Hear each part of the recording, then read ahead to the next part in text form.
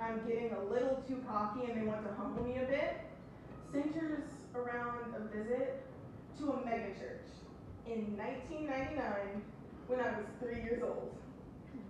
A megachurch is a massive, huge auditorium filled to the brim with people who are irritable and waiting for service to be over.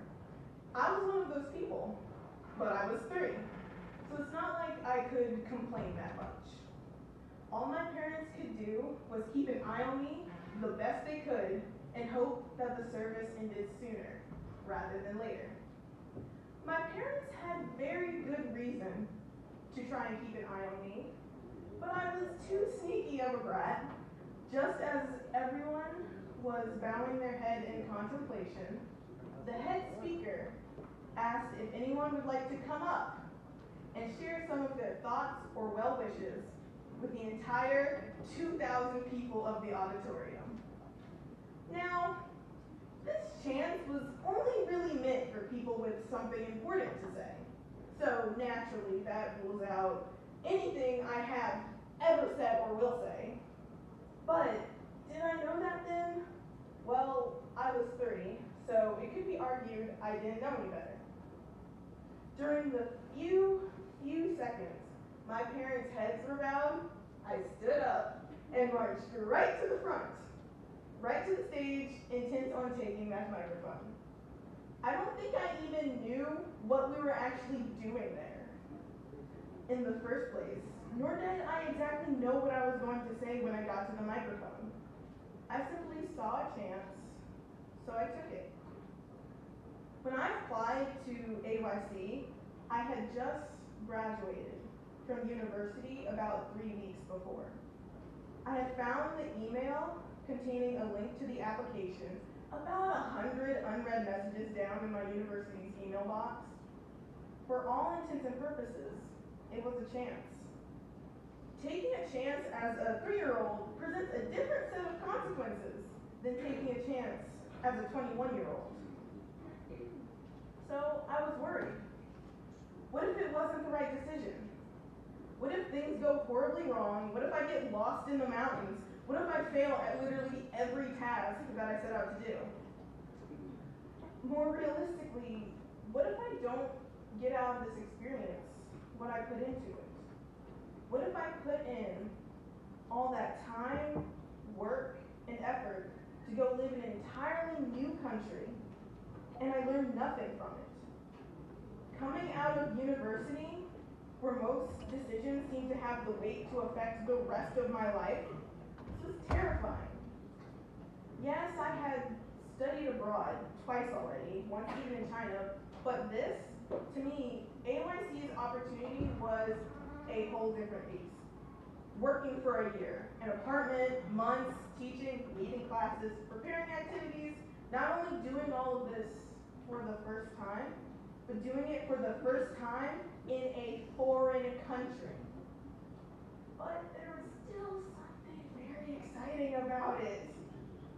So, in the summer of 2017, a fresh graduate, I took a chance. Applying through the website, easy enough. Yes, I had my mother read through my cover letter, and my father, and my brother, and I read it to my cat too, just to round out the entire spread of feedback. But all of you already know about this because you went through that process too. The application process, the interview process, the 1-week waiting process. Then the acceptance, the placement, booking flights, saying you're going to pack, not packing, waiting a week before and then packing, and suddenly you're in China. I think the moment I got onto the train towards Lishui was the moment it all clicked for me. For a year, I was going to live in China. I was going to live, teach, sleep, and plan, all in China. I would have to get myself groceries, plan meals, plan my route to school, my lessons, decide what I was going to do on weekends. If I remember correctly, I think I almost cried.